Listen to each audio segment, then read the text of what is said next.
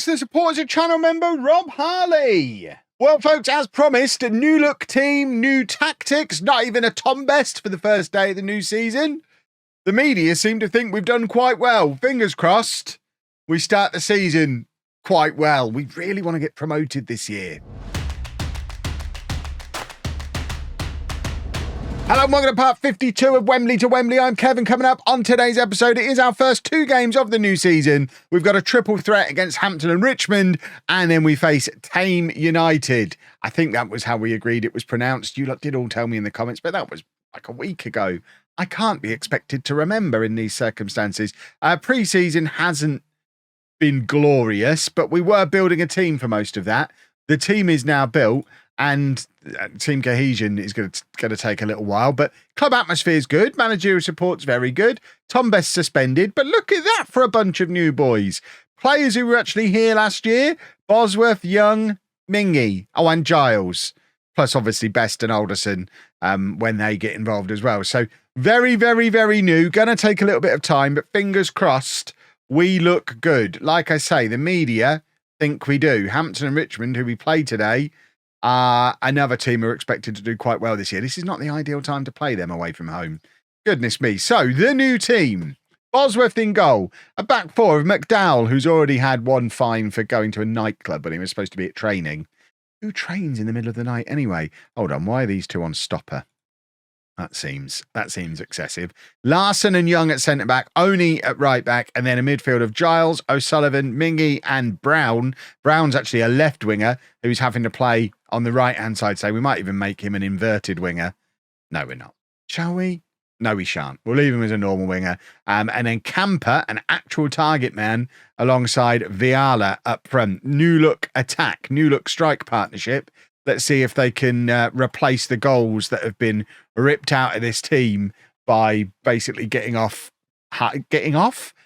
rid of half of our front four from last year that had been doing quite well. I mean, it was the front four that got us promoted, but they didn't really make the step up. And the only one remaining currently is Giles, with Best serving a suspension here on the first day of the new season. And we've started things off the way we ended last season, scrabbling around defensively. So hopefully that's not a sign of things to come. We very much would like to be a wonderfully solid defensive team this year, he says, playing two wing backs and no defensive midfielder. I just can't bring myself to play normal fullbacks. It just feels like such a cowardly thing to do. Having four players whose sole purpose on the pitch is just to defend. I don't think I could ever bring myself to do it. It's so cowardly, but that's just not how we do football. We've got to attack. And one of my favourite things in football is an overlapping fullback. Oh, Bosworth. We did sign a new keeper this summer. We're not playing him today. We might be playing him in the next match, though. How on earth has that gone in?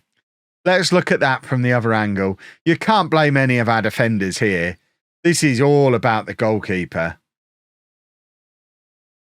Oh, he even gets his fingertips to it. He's our captain, everybody. Captain, 2-year contract. Yeah, that might be him done. We've got the new lad who we brought in on the free transfer from, I think it was Brighton. Expect to see him relatively soon if this is how Bosworth is going to be playing. Oh my word, he didn't look like he had that one covered either. Right, let's offer some encouragement. I don't want to demand more just yet. We've not had a single shot yet. We've gone from being the team that controls possession and plays that wonderful, wonderful controlled football to get it out to the wings, get the wingers to cross it into the forwards, and it hasn't worked at all yet, which, while we're not connecting with too many of our crosses, we are winning most of our headers. Oh, goody. Goody, goody gumdrops. Right. Remember, for context, we are going attacking. For context, this is one of the toughest away days we're going to have all year with a team that have never played together before. So take it with a pinch of salt. If we only lose 1-0, it's probably not the end of the world and not necessarily indicative of a tough season ahead of us. But not creating anything in the way of chances is more problematic. And Bosworth now coming charging out like a madman, does actually get there, but has now got himself in trouble. Gives it to Oni, though, and he plays it across to O'Sullivan, and now Mingy, tries to give it to Brown, doesn't get anywhere near him. And yeah, this is We're not playing very well just yet. Oh, I'm also a little bit concerned that if we are playing best as deep as these wide players are playing today, we might be actually hamstringing our best player. But as we don't have anyone else who can play on the right-hand side of the midfield, there's nothing we could have done about that. As we don't have anyone else who can play on the right-hand side of midfield, Best is going to have to play there. So if it takes his magic away, we're going to have to very quickly change back to a system that involves a little bit more possession and a little bit more attacking and getting him out wide. I mean, this has been hideous. This has not worked, has it? I mean, I know it's the first time using the new system and it's all new players, and probably changing all the players and the system at the same time, not the best thing to do cohesion-wise, but the cohesion wasn't disastrous. It was average. It was fine. We shouldn't be playing this poorly with what is supposedly an upgraded team on what we had last year. I can already smell the comments section that I've massively downgraded the team in all areas. We'll see. I think we'll be fine. I think we'll be in a promotion race this year. Hopefully winning said race. But yeah, it's not started very well today, has it? Goodness me. We have been poor. Well, we don't even really have very much on the bench either. Larson can go out to right back and we can bring Daredevil on at the back, I guess. Viala's not been very good at all, so let's bring one of the other new strikers on. Myrna will come along and play up front. And remember, we do have Best and the guy who's on loan from Hampton and Richmond, whose name escapes me. They both will be back for the second match, so it's not... We are going to get our attack strengthened, but certainly this attack today has not functioned at all. I mean, there's a cross, but our new target man just... I mean, nothing happened, did it? He didn't get onto it. I'm not worried. It's gonna be fine. Look at that. That's good work for Mingy. That's encouraging. And now Camper turns, playing properly as a target man. Look, turns, holds the ball up nicely, bringing others into play. That was good football. That should have been a goal. Who's that who's missed that? There's no excuses really for that. That should have been a goal back. Little bit frustrating that it wasn't. I'm going to berate them. I think we should be doing... We've not had a shot on target. Bosworth, we have to ask questions about for conceding the first goal. Nothing he could do about the second. And by the third, our heads have gone. But to have conceded the first the way we did and to be this far into the match and not have a shot on target, they're both worrying. And they're things that are fixable, hopefully. Right, Camper receives the ball back to goal again the way he likes to, turns and brings another man. Camper's playing quite well. And Brown is in. Brown has missed. Well, I mean, he's not loving the fact he's having to play on the right-hand side as a left winger, but it shouldn't make him miss chances like that. He should at least be testing the goalkeeper there. Right, all we've got on the bench is 2 defender/midfielders. We'll take off Mingy. Alderson can come on in that role. And, yeah, this hasn't gone well today. Let's demand more again. Please do something. Won't somebody do something? If one of the new strikers could score, that'd be nice. That'd make me feel a little bit better about things. Just a suggestion that these strikers might have goals in them at some point. Giles drills it across goal, and there is Sam Camper, who has been the only real bright point of this match, I think. He's looked quite good. And if we can get the ball out to our wingers when we're actually playing with proper wingers, we've got 2 left wingers on today, but if we can get the ball out wide and get the ball into him, I think he's going to score goals this year, and he's already shown he's capable of linking up play. So we've got one decent new signing, potentially. I mean, XG-wise, we should have won the game. If Bosworth remembered he's allowed to save the ball and the strikers who were on in the first half weren't quite so wasteful, that might have gone very differently. So there are encouraging signs there. Hardest away game of the season, or one of. And we won on XG. We took the moral victory. And now Alderson is injured, but not proper injured, so that's fine. We don't need to worry about that. Right. We've got Best back. Fingers, look at all those debuts. Is it any wonder we didn't play very well? Right, we've got a couple of more new signings come in. Rennie Cackett is someone we didn't necessarily need, but he was free and better than what we already had. So we've got a third left winger in. He's on loan from Marlow for the season. He's not played a game of football for quite some time, but looks quite good. And Sam Brown is a guy we had in on trial, a 6'4" right back who can obviously also play centre back, but we'll use him at right back initially. Why not? He comes in on a free transfer, having been on loan at Brackley last year. And both of them come straight into the team. So Brown coming in at right back, Cackett coming in on the left-hand side, Best in on the right-hand side, and Laycock, who couldn't play in the last game because we were against his parent club, comes in up front. So 4 changes, and hopefully having 3 of the 4 attacking players replaced gives us a little bit more attacking oomph. I am tempted to push the wingers on. The only problem is doing that in FM24 means you probably have to push the centre mids back, and O'Sullivan can't do that. So if we push them on, we're really pushing O'Sullivan up here as well, which means sacrificing a striker and just going back to last year's system. So all eyes on Tom Best. If Best can still perform playing from a deeper starting position, then we're fine sticking with this 4-4-2. If we take Best completely out of the game, we're going to need to go back to last year's system and probably sacrifice a striker to do it, which, bearing in mind we've only had one striker who's looked any good so far, might not be the end of the world anyway. But we'll worry about that if and when it happens. Hopefully, Best is going to be great. O'Sullivan bursting out of midfield, and there is Tom Best running from deep, causing problems, finds Camper, and that's a goal. Tom Best is effective from everywhere because Best is Best. Lovely work from Best. He actually had a little bit more space to run into starting from that deeper position, and did really well. I mean, he might not score as many goals as he did playing a bit more attacking, but if he's setting Camper up for a 40-goal season, I'm all right. I can live with that. That works for me. We're 1-0 up. Best and Camper already very good friends. And now it's going to be Tom Best, who apparently has been practicing a long throw. Finds Young, it's back with Best again. What a difference having Tom Best back in the team makes. And there's Larson on the edge of the area. He's hit the post. It falls to Brown, who hits it from range, and it's straight at the goalkeeper. But we look like a different team with Tom Best in there. It's remarkable how much of a difference he makes to the way we play. O'Sullivan's given the ball away there, which is a little bit sloppy on his part.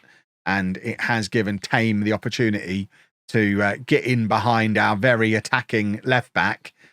I still refuse to play him as a fullback. I do acknowledge if he'd been playing as one, he might have been there to defend and stop that goal going in. But I just can't bring myself to be that much of a coward. Oh, by the way, I did swap the keeper as well. Probably should have mentioned that. Sian Charlie's in. I did that one first before doing all the other changes, so obviously then forgot about him. I swapped the keepers so infrequently, I don't even look at them. But yeah, Bosworth dropped after what he did in that last game. Sian Charlie on his debut, not necessarily filling himself with glory with missing that one. But Cackett with the in-swinging corner. It ends up coming all the way back out to Laycock, and now Young. Laycock from range. Oh, my word. That's wonderful from Craig Laycock on his debut. This is a guy who couldn't get in Hampton and Richmond's team. Again, it puts the match against them into context. He was so far away from their first team that not only did they loan him out, then we're not even making a salary contribution for him. And he's come straight into our first team and scored a goal. So Hampton might be running away with the league this year. Because I don't know how they only finished mid-table last year after their relegation, but they might well be the team to beat this year, in which case it does put that last match into a lot more context because, like I say, we did beat them on XG. We just had a little bit of ropey goalkeeping and the strikers weren't firing, but maybe we're actually quite good, although Larson's given away a penalty there. It's sloppy and unnecessary as well, but an opportunity for Sian Chali to show us what he can do as a goalkeeper defending a penalty. And he saves it. There you go. We have a new hero born in goal, and it remains 2-1. Penalty saved. We're going up as champions. Balls to Hampton. I've got a Hampton Richmond shirt on my wall. I should probably take that down. I've got more Hampton shirts in here than Wembley shirts. Actually, that might not be true because somewhere down here, I've just had a parcel arrive, which I think is full of Wembley shirts. Those of you who have ordered yours should have had yours by now. I've got some for me, some for giveaways, some to take to the club themselves. Lots of away shirts, apparently. There you go. We've got some home shirts as well. So I actually do have more Wembley shirts and Hampton Richmond shirts now. So that's good. But very happy to see them arrive. I think I've just clicked the wrong buttons. I'm so giddy about the shirts. But we'll get one of them up on the wall. I might even wear one in a future episode. What sizes did I get? So I've got a 3XL, a 2XL, and an XL. I ain't getting in an XL, that's for sure. They'll be the ones I take down and give to the football club. They can have a home and an away. And then I'll see which one fits out of the 3XL and the 2XL and give the other one away at some point. One home, one away. I'm not sure how we'll do the giveaway, but we'll figure out a giveaway. Probably later on in the series. Maybe when we win something. Maybe at the end of the series, it'll be a reward for somebody who sticks to the end of the series. We won't promote it on Twitter or anything like that. It'll be mentioned like 3/4 of the way into episode 87. I'll tell you what you need to do to try and win the shirt, just to reward those of you who are planning on sticking around, which is very much appreciated. Thank you very much for the support. And yeah, we've conceded a goal here. I've been too focused on shirts. That's not ideal. Look, they are proper embroidered badges. They are nice. Camera doesn't want to focus on them. Forget the shirts, need a better camera. Right. Encourage, because I would like to win, please.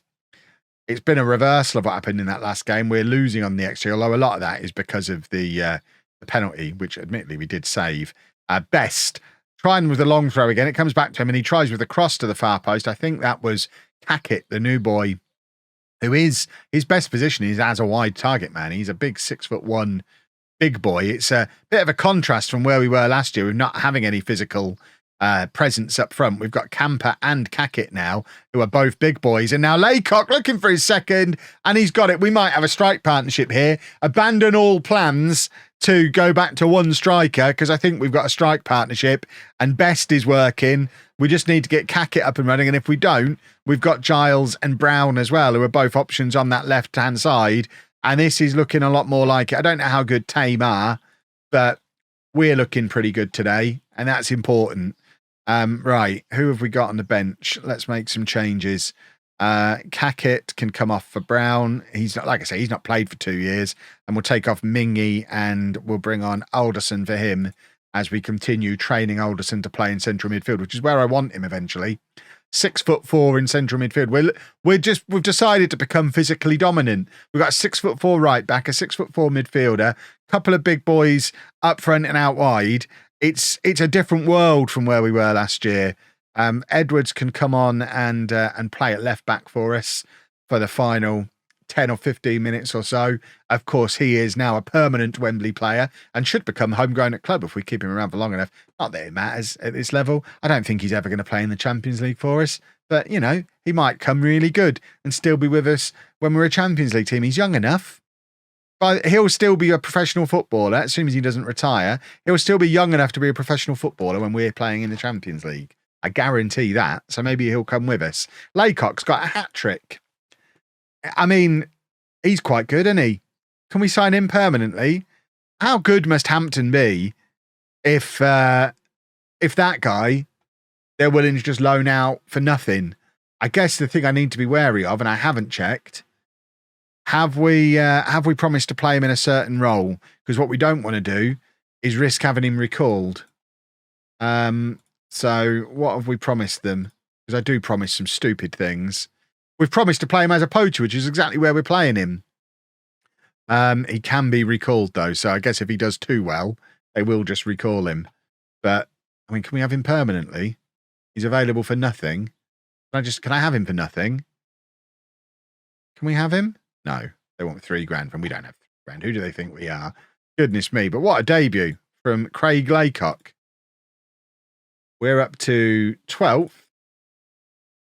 The media don't think we're as good as Hampton. I think that's fair based on what's happened over the course of this episode. But we should still be there or thereabouts in the promotion mix. And that's the important thing, boys and girls. If you've enjoyed that, please make sure you leave a nice big thumbs up on there for me. Subscribe to the channel for daily Football Manager videos. And thank you very much for watching.